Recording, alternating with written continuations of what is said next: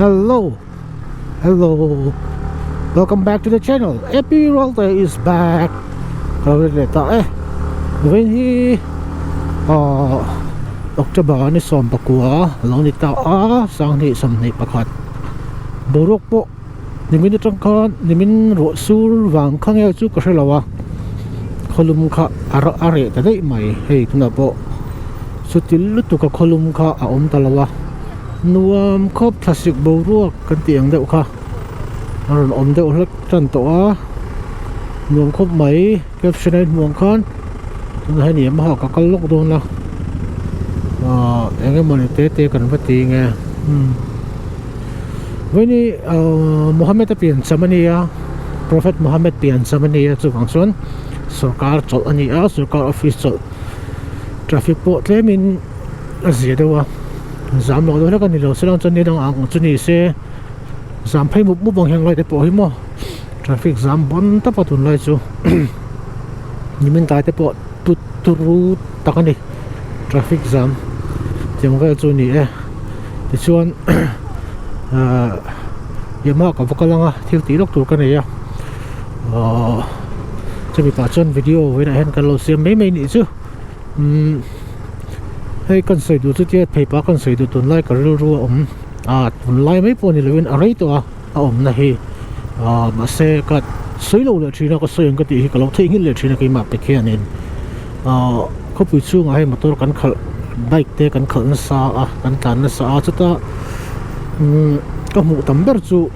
le thei sim kong sir two wheeler ni mo four wheeler ni mo kong sir atanga kong sir parking ani mo khang atanga ron tlan chuak tur hian kong pui ta tlan pa ngai lai motor hi ka rin ai hian kan ngai tua lo ko ti don nge ke ma ni chu kan in ngai tua wangin signal light kan pe a kan phara kan tlan chuak mai thin chu ta chuanin hete kan tlan lai speed laklo lai he boy de win a kal thien kan brake thut ka tiang kha tam tak omani ti chu kan sai du chan chu ni thei sim kong sir tang kan tlan so don in main road kan approach no kan va join don ani khan kan ngai motor tlan lai ha kan ngai chang tur ni ti chu ka rin ai kan ngai chang lo thina ke ma ni hi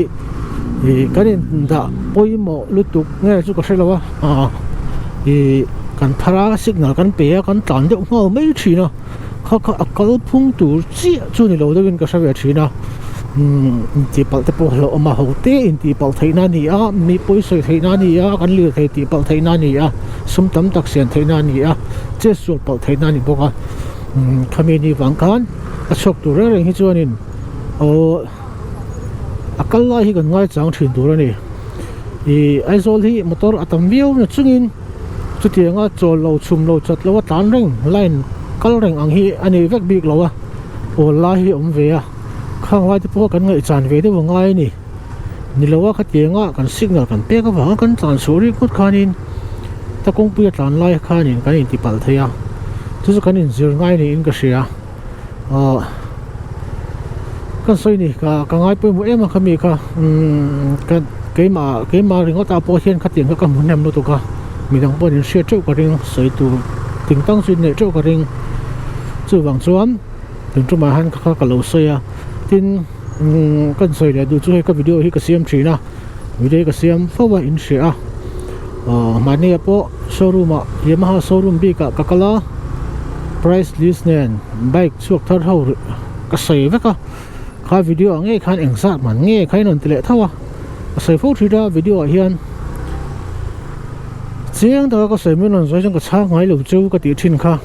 chan na po ka pelem lo zo min non zo thaw kha chan chu ka siam chan ber video ka siam chan ber in share thing na tu ka siam chan ber po in sele chung box silo in en lawa comment top hi tam takin ama en ro ka ti ni chung lo ma se in she du ani ka chung kha ka tal chu han en ve ula ka kal phung chu ni mel zo ka chu mi ni wang chuan ka set thiam thaw chan chu view time hi kan save ka kan video rai reng hi anol puina an en time hi alang vek thawa chung en chuan in tam ta khi chuan in min zo na hi chu om ngoi ka ti ya in click zawa ti khan in min on zot ngal mai ni khan ka sia khan ka chu ka sei fo thin to ngin chan na hi ka pe vak lem lawa ni lem lo a zo bel na ang chi khami video ka video siama ka sei lem lo khami ne na in thun zom ang chi nge khami topic deuh lek ang chi min on zo thi chu thei se chen chana chon ka chang zel chowa ti khatum chu ma han kalo soi do tin view se ka ngen du per pakhat chu views the subscriber te IG lama min follow tu te ka ngen du chu lir thei min lo zon piro le tu min lo zon piro ti te ishia em ti te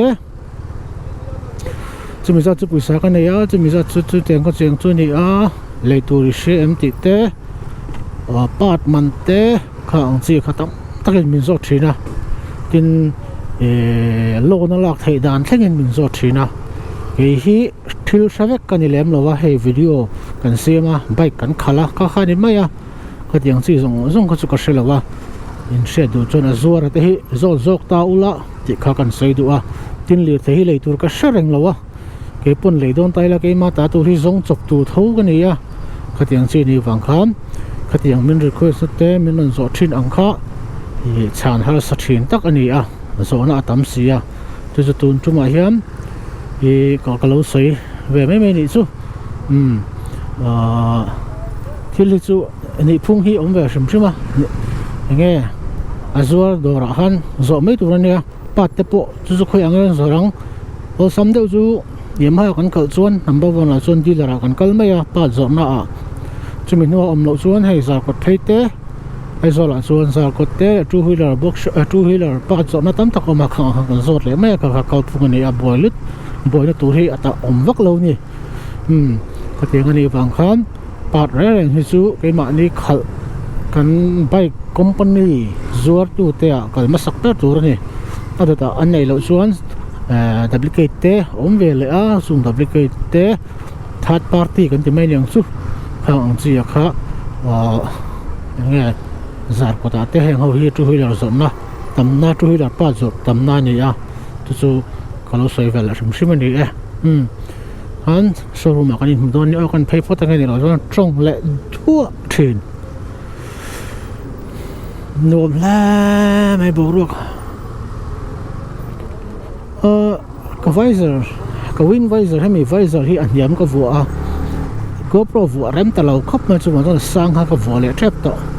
a sang ha ka da na ka shelo wa ka zong me ka mu hun na ka vu le ang GoPro vu rem lo me ka ta chuan let's go ole hey price list kan ena alang thei lo mai thei kan sei fi anga V4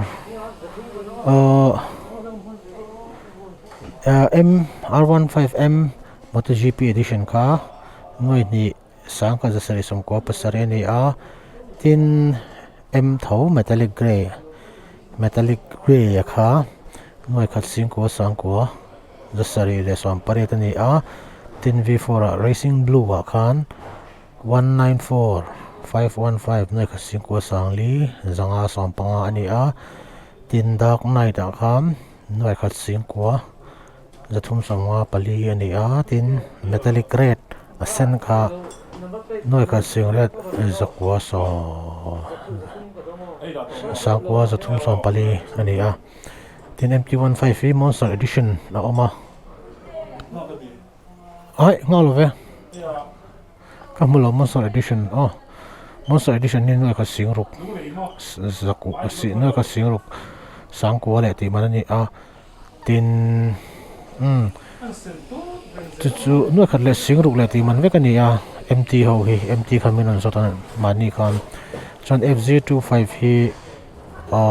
FZ25 hi noi khat sing ruk le noi khat singa ti man bor vel ama noi khat singa sang sari te noi khat singa sang ko te FZ25 almost FZV3 fa jan sei lo ma yang ti chuan re a hian kan en le lukang scooter ho a hian October hi Ray ZR hybrid ani a singkwa sangkwa zale pathum Ray ho shim hi hybrid shim hi Ray te Ray shim Ray ZR street rally ti lo apa ngai ho zi apa ngai ho kan noi ko sing li noi ko singa noi ko sing ni ti borvel ni he priceless ni in fiat theng mo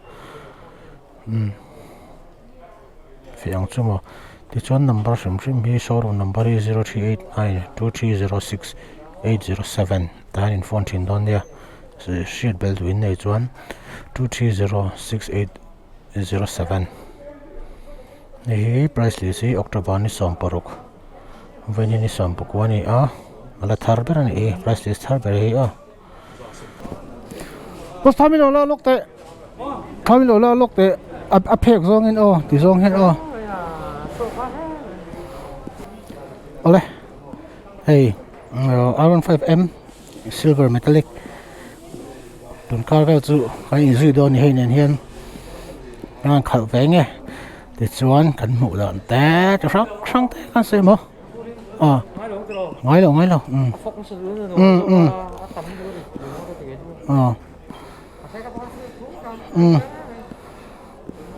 anh phút anh thank you luôn cô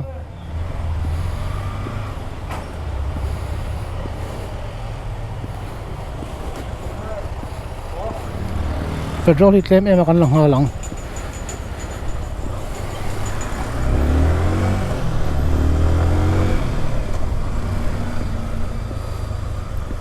petrol lang lang phút mày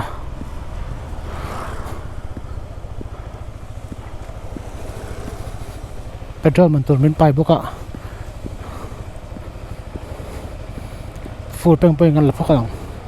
kan la photang aja sariman ka thuna ka tangpuit man em lawang chunga ka levela pathian in remati chun ka da lenga viewers te ka shi du cheu chu hei ka ta ni lo o dealer ta ni a tun ka to pa hianin hei voin hi thole ni a ka le borvela intika mo hunram changa ka da le leang tin kan khal velanga tin video te kan siam buk nga tun ka chawa chuam hemi R15M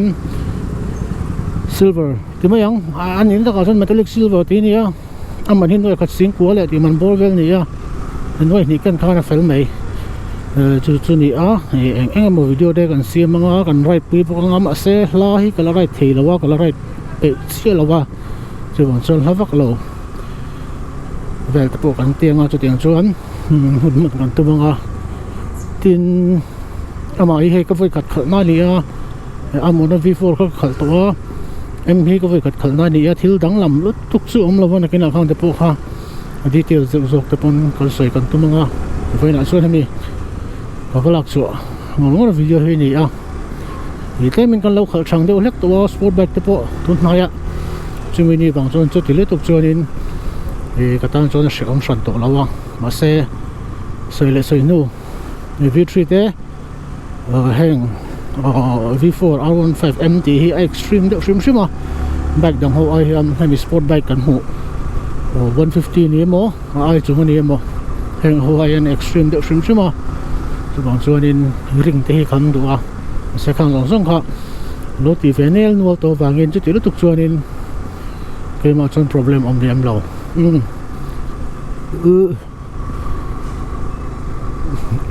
mai bike shock thar pialam pang shock thar khal theina hun thatak min petu Yamaha tan sang an sang sung long tu ka sia hei mi em jing ve niang chu test drive me po ni lewin enga mo chen ka kol do na ma se ka kol re do no ko se yang khan chumi ka kol chung chuan the angin video siam te kan tumanga kho chung ate po kan tlana kan vlog anga kho chung atlan nan ten nuam to kem ti te kan senga ka dengan song export kan ilo ma se mani mu dan le ngai dan soi thei tur khop chuan ngai tur na te kan seng veng chu kha voina kan video siam tlang tu chu han ni phot mai sala chip sia zok te pon nia kan siam chozel anga kan ti chozel bok anga นี่ก็เราใส่ดูอันนี้หน่วงครบไม่หน่วงนอนครบไม่ถึงการตอบสู้แบกเท่านั้นบ่นอนตุกlet's enjoy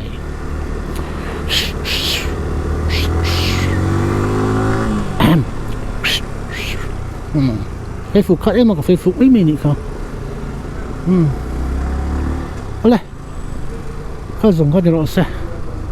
thank you so much subscriber ส่งเตะ viewer ส่งเตะนี่จะไปจุงอ่ะทะเลลงตัวก็ชิลเลยจ้าวะแล้ววินอันก็ชาอุละ